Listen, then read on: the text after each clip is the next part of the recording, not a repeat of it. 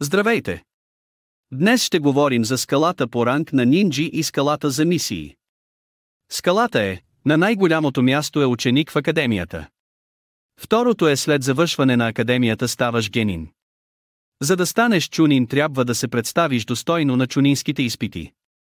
След много опит и извършени успешно мисии можеш да станеш джонин. След това се нарежда амбу, за да станеш трябва да си силен поне колкото джонин, но не може всеки да стане, трябва да си хладнокръвен. Итачи и Какаши са страхотни за това, за разлика от Гаи, Асума и други, освен Анбу има и други, които се наричат корен водени главно от Данзо. След това е Хокагето. Наруто не го е грижа за тази скала, затова от генин веднага става Хокаге. Танковете в мисиите Сей, Би, С, Ди, Ей е за елитните нинджи. Би и С са за нинджи чунини. С и Ди са за неопитните нинджи.